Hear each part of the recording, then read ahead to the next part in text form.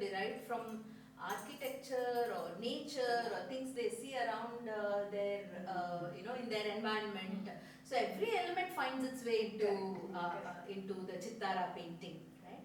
And it's not just one Chittara, it's not just the Hasigodi Chittara. There are like so many varieties. Maybe you can tell about those varieties of Chittara. Okay, so there is the Terina Chittara, which represents the chariot, the village festival, yearly village festival. Then there is this Chakkal Bakkal Chinnani, the name itself is quite twisty. So that's done only at the time of marriage on the bedroom door, which represents fertility.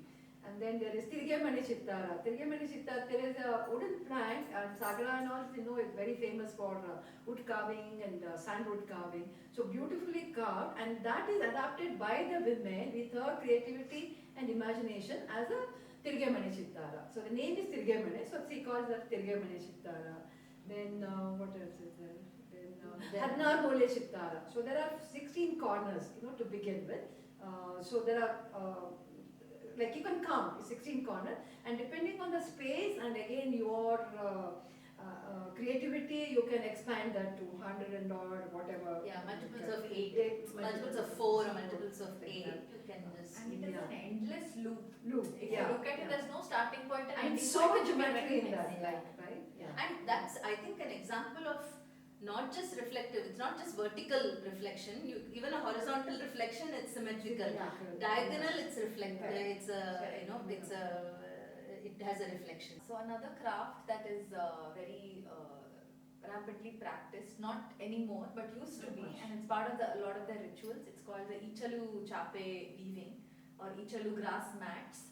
So most of the mat is your regular beige colored grass, but some highlighted patterns are dyed in a different color. So what challenge it poses when weaving in panels is that when all the panels are made, they have to join to form that highlighting pattern all together. Which is again geometrical. Which is again geometrical calculation. So if you miss even one line in any of the panels, when they come together, it will not align, right? And that is something that is not easy to kind of replicate. When it's the same kind of piece and you're replicating it multiple times, that is easy to achieve. But when there are different things that have to join together to form an overall pattern, it takes a tremendous amount of planning and skill and knowledge of maths and expertise in weaving. All of these things to bring it together. So the Ichalu Chape is a classic example of all of this. And having a background in textiles, this is a really fascinating thing for me. And unfortunately, I missed that demonstration. So they met an old woman, a beautiful old woman. She's one of our favorite Ajis, who's featured in the book with beautiful blue eyes. So she demonstrated this whole process. And when I saw the pictures, there's one particular picture of her holding two panels together and showing the joint, and you see her fingers going like this. It is so beautiful. It demonstrates this whole narrative of, it takes you back to what all are we really losing? Yeah. I mean, how much heritage do we have that is undocumented in this country? Yes. Like the larger question, right? So I'm incredibly proud to have had the opportunity to be part of this project and uncover all this firsthand.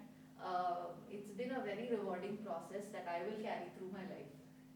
To add to what you said, right, that precision, I think that concept of, that aspect of precision, whether it is Ichalu or your Chittara, you make one mistake, your whole math will go for a toss. Correct. So you can't afford to make mistakes, and it has to be precise. When you're filling alternate boxes, it has to be correct. You make one mistake, it throws off the symmetry. So that ruins your aesthetic. So the matter of precision, geometry, and that mathematical sense, the arithmetic sense that goes into this whole art, right? Applying it in different facets is quite fascinating. Yes, very, very. Added to that, so far, I mean, if you meet all the senior artists, then so far not one Chittara has gone thing, because they're so, like I said, so precise. When they do the marking and they develop the Chittara afterwards, and it's very inauspicious if it happens. But so far they say it does not happen. And they So don't erase, right? They don't erase it. Like once drawn, Yeah. usually this is because it's done for a certain purpose, for an auspicious But it purpose. does not happen. Then, That means there's such, so Very skillful precise. they are, when they start. And there is a flow, there is a certain flow that the artists get into. Like when we watch Padmavati draw that Chittara, right? She was talking to us, but there is a certain focus and a flow that goes into when you start feeling this. And I felt that 5-6 years ago when I did my first Chittara at the Sifriya workshop, where on the first day we drew the outline and the border. Second day we started filling. Morning till evening I was sitting and just filling the boxes in that Chittara. And it was so meditative, there was so much happening around, people sitting next to me, there were children screaming, there was so much happening. But once I got into that, it was so meditative. So I can't imagine, that was a small sheet of paper, the whole gode mel madidre, what a process it must be. And how they keep track of the counts, because we lost many times. We were using an eraser. Geeta came and said, I will not give you an eraser. Eraser is not there in Chittara. And there are so many ways to fill the boxes, right? You can fill it alternately. You can do 2 boxes in one pattern, 2 in another, 4 in one pattern, a surrounding border in another. There's so many ways to fill it. So you start from one and by the time you get to the other side, to actually make it mirror is not easy. Because you're continuously looking at these lines. It is straining the eyes, it is straining your mind. It's very, very easy to falter and make a mistake. But they don't. I must add one small interesting thing. You must check out our book. There's a section on math in Chittara, and in that we talk about why this particular box, the checkerboard pattern, cannot be even. It has to be an odd box. So do check it out. So on all our visits, right, the first thing we see when we went to an artist's house, you see the bagilu, the doorway, right? And that is such a revered space, because that is the first thing a person sees before they enter the house.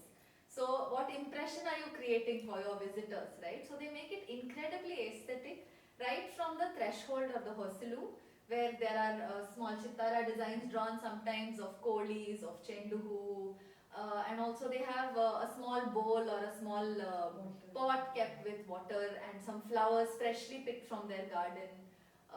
There will be some small rangoli also in front. And then when you look around the bagilu, you have again a Chittara drawn, and these bagilu Chittaras come in various forms, and these patterns that we have documented range from about 40 to 50 different patterns. So you can only imagine how many more there might actually be, right? And how many more can be created, because there's so many permutations and combinations of how these bagilu Chittaras can be created. And as you mentioned earlier also about the Meenu border, Meenu or the fish border, that is also a border motif. Then you have different things like the Kalasha or the Kelukumba, which is represented, and a lot of very abstract motifs as well. And usually borders are seen in black and yellow color. Red is not used as much in borders. Usually yellow. Usually yellow, lot of yellow. And another pattern we noticed is, till date we are seeing the Bagilu Chittara in the main Chittara drawings itself. But around doorways we are not, it is a disappearing site. We didn't come across too many, and that's quite upsetting, because it really adds to that stunning, that you're stunned when you're entering a house and you're seeing this beautiful thing. Even now in our homes, you have a torna, you have either mango leaves or something, but you don't ever have anything painted around the door. Right? That's not something that's commonly seen. So it's a very unique tradition that we wish people will continue. I think which again we can introduce in the city homes. And talk about it and how it can enhance the beauty of the entrance and their house. Yes.